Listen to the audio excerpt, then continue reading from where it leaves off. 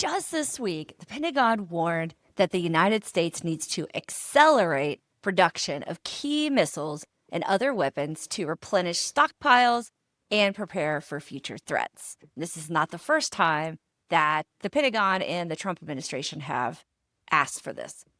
That announcement could hardly be more timely because in part one of this investigation, we traced the timeline behind President Donald Trump's investments in major defense contractors and examined how his January 7th, 2026 statements sent defense stocks first falling and then rising. We also looked into the administration's executive order entitled Prioritizing the Warfighter in Defense Contracting and why Lockheed Martin and the Patriot missile program became central to the story. Now we're picking up where we left off. In this episode, we'll examine RTX, Northrop Grumman, General Dynamics, and L3Harris. We'll look at the Pentagon's efforts to expand missile production, major government contracts, and the ethical questions that arise when a sitting president owns investments in companies whose value can be affected by national security decisions. As always, this investigation isn't about assuming motives or making accusations. It's about following the documents, understanding the timeline, and separating what the evidence shows from what it doesn't. I'm Darisse Smith, an independent journalist. This is the journalism of everything. Let's continue the investigation. Part 5, RTX and the missile buildup. RTX Corporation may offer the clearest example of Trump using presidential pressure in two different directions. That placed direct downward pressure on RTX shares. But RTX also stood to benefit from the administration's push for more missiles. RTX produces major components of the Patriot system. It manufactures the Tomahawk cruise missile. It also produces AMRAAM air-to-air missiles and other weapon systems used by the United States and its allies. The administration later developed a framework aimed at dramatically expanding Tomahawk production. Again, a production framework is not identical to a finalized contract. It may establish targets, pricing principles, or future purchasing plans without guaranteeing the entire potential value. But for investors, it signals government demand. Trump's approach to RTX illustrates the central tension in this episode. The president could hurt the company by criticizing its management practices. He could help the company by increasing missile orders, and he could pressure it to produce faster. And his accounts could benefit if the company's value increased. That does not tell us why any particular decision was made. National security officials may have had legitimate reasons to increase missile production. The United States may genuinely have needed to replace depleted stockpiles. The ethical concern is not that every policy benefiting a company is corrupt, because we need missile defense. We need those things, right? It is that the president had a personal financial interest attached to the outcome. Part 6, Northrop Grumman. Northrop Grumman benefited from several areas of increased defense spending. The company builds components used in missile defense systems. It manufactures military satellites, and it is developing the B-21 Raider bomber. And it plays a central role in the Sentinel intercontinental ballistic missile program. In August 2026, the Pentagon announced more than $3 billion in agreements connected to expanding production of components for Patriot and the THAAD missile interceptors. Northrop was a major participant.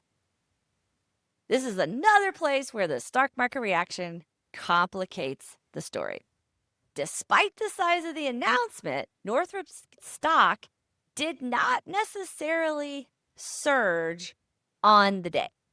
In some reporting, the shares were flat or even declined a little bit. That can happen when investors already expect the contract. It can also happen when concerns about production expenses or profit margins outweigh the headline value of an agreement. $1 billion contract does not automatically translate into billions of dollars of profit. The company has to build the equipment, has to pay workers, purchase materials, has to manage delays and cost overruns. And some defense contracts operate on relatively narrow margins, believe it or not. And that nuance matters. This episode is not an argument that Trump announced a contract and instantly pocketed millions of dollars. I cannot prove that. The financial effect may develop over several years. The ethical issue exists when the stock does not rise immediately. Now, my MAGA listeners will argue that I did not criticize Biden for his investments, but there is no comparison, really. During Biden's term, Biden only made 13 securities trades. Trump so far has made 21,000. Part 7, General Dynamics and submarines. General Dynamics is different from the missile-focused companies like Lockheed Martin and RTX. Although it manufactures tanks and armored vehicles, some of its most valuable government programs involve submarines. General Dynamics Electric Boat is one of the principal builders of Virginia-class attack submarines and Columbia-class ballistic missile submarines. As an aside, I grew up in Jacksonville, Florida, and I loved going out to Kings Bay and seeing the submarines surface. It was amazing. The Pentagon announced agreements valued at tens of billions of dollars connected to these submarine programs. Here again, the headline number can be misleading. Not all of the announced money necessarily went to General Dynamics. The submarine programs also involve Huntington Ingalls Industries and a large network of suppliers. The spending is spread across multiple years, and portions may depend on later appropriations. But General Dynamics clearly stood to benefit from continued investment in Navy shipbuilding. The company's dependence on government decisions is substantial. A president can influence Navy priorities, propose shipbuilding budgets, and shape the national security strategy used to justify expanding the submarine fleet. I mean, like that. Trump's account held General Dynamics stock while his administration supported this defense buildup. Part 8, L3Harris. Now, L3Harris may be the least familiar name in this group. Honestly, I think I'd only heard of it vaguely. But it is potentially one of the most interesting. The company produces secure military communications, intelligence and surveillance equipment, electronic warfare systems, and missile warning technology. Through its acquisition of Aerojet Rocketdyne, it also became one of the country's most important producers of rocket motors. The Pentagon's January investment supported expansion of that rocket motor supply. Then in July, L3Harris received a contract worth approximately $955 million to produce 18 missile tracking satellites. The satellites were associated with the larger missile warning and missile defense architecture commonly connected to the Golden Dome Initiative. Unlike a traditional fighter jet or submarine, these satellites are part of a network. Their purpose is to detect and track missiles from space and transmit information to other systems. That places L3Harris at the intersection of defense, artificial intelligence, data processing, and space technology. Once again, the policy case for investing in missile tracking may be legitimate. I think a lot of people don't understand the Golden Dome, including me. And so we're like, what? But it still could be a legitimate investment. The United States faces real threats from ballistic missiles and hypersonic weapons. But legitimacy of purpose does not eliminate a financial conflict. The president's accounts could benefit from government spending in a sector his administration was actively expanding. Part 9. Did Trump profit? This is where I am going to be especially careful. Public financial disclosures do not give us enough information to calculate Trump's exact profits from these stocks. The values are reported in big ranges, and we don't know the exact number of shares. We may not know whether shares were later sold, at least not yet. And we may not know how each account's dividends, taxes, or management fees affected its returns. We can examine the stock prices on specific dates. We can determine whether prices rose or fell after particular announcements. That is not the same as proving how much money Trump personally made. Some events clearly moved the market. The January 7th defense budget proposal produced a visible reaction across the defense sector. The L3Harris investment also produced a significant response. Other major contract announcements produced little movement. That does not mean that the contracts had no value. It may mean investors already expected them. The most supportable conclusion is this: Trump held investments in defense companies. His administration made decisions affecting those companies. His statements were capable of moving their stock prices. Some of his companies later received major contracts, production agreements, or direct government investment. And Trump did not fully divest himself of those individual financial interests. That is what the documents show. Anything beyond that requires additional evidence. I think that at this point in the Trump presidency, even if none of this is officially illegal, but maybe just highly unethical, we have to decide if future presidents should be required to divest of their investments or place everything in a blind trust. We, as an American society, need to decide, should future presidents profit from their decisions? Part 10, the White House defense.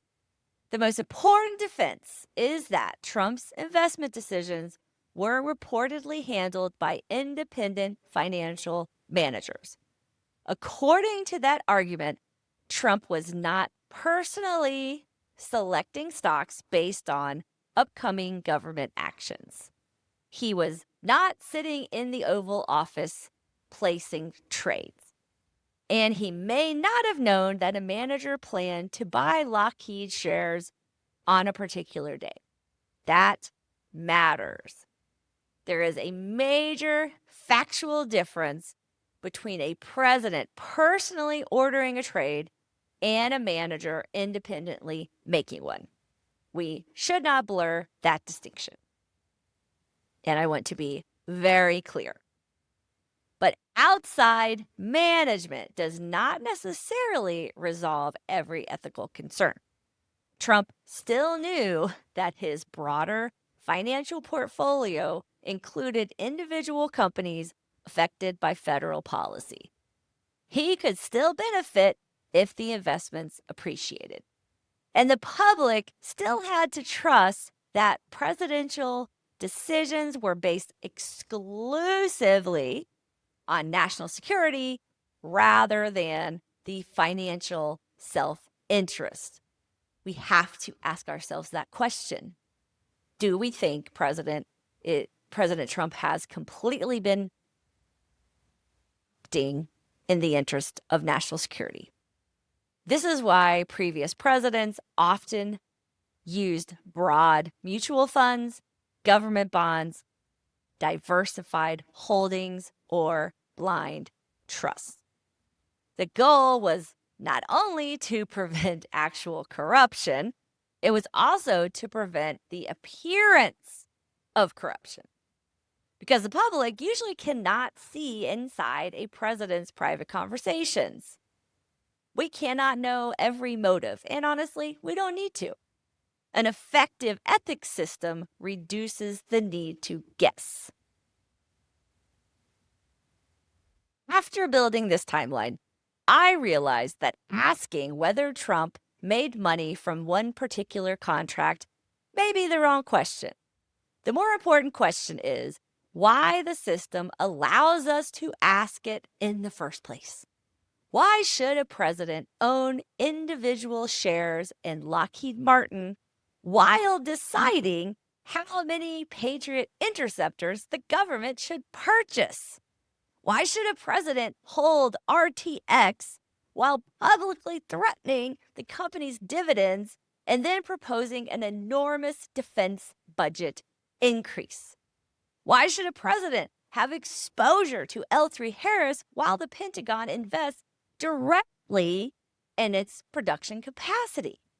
Even when every defense policy decision is legitimate, the financial conflict remains. And even when an outside manager controls the account, the president remains the ultimate beneficiary. When I began this investigation, I expected a simple timeline. How silly of me. Trump bought defense stocks. Trump proposed a massive defense budget. The companies received contracts, and the stocks rose. But the actual record is much more complicated. It always is. The major defense budget proposal came before some of the purchases that we could verify. Trump's January statements first hurt defense stocks and then helped them. His investment accounts purchased Lockheed shares before and after a White House meeting with defense executives. Several companies later received large contracts or production agreements, but the stocks did not always increase when those contracts were announced. And there is no public evidence establishing that Trump personally ordered the trades or made policy decisions for the purpose of increasing his wealth. That does not make this story unimportant. It makes the ethical question more precise. A president does not have to commit an illegal act for a financial arrangement to undermine public confidence. Do you have confidence in the president?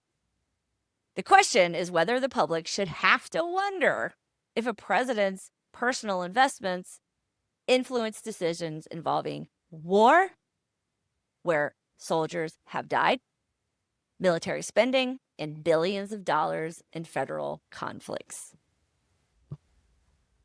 The question is whether the public should even have to wonder if a president's personal investments influence decisions involving war, where soldiers have died, military spending, and billions of dollars in federal contracts. The issue is larger than Donald Trump. The same standard should apply to every president, regardless of party. Presidents should be free to make national security decisions based on the interests of the country. And the public should be able to trust that those decisions are not affected or even potentially affected by the president's personal investment portfolio. The documents do not prove corruption, but they do reveal a significant weakness in America's presidential ethics system. And when the decisions involve weapons, warfare, and hundreds of billions of taxpayer dollars, that weakness deserves much closer scrutiny. If you enjoyed this content, please subscribe. Please support independent journalism. Except for the merch that I design and sell myself, I don't answer to anybody and can provide you with unbiased, well-researched journalism. No ulterior motives here except for good information and asking questions of those in power. I don't care who they are. That is what journalists are supposed to do. I do have merch available, linked in the description, because yes, I need to make a living, so please check that out. I'm available on YouTube, Spotify, and Apple Podcasts, among others. I am Darisse Smith, an independent journalist. This is the journalism of everything.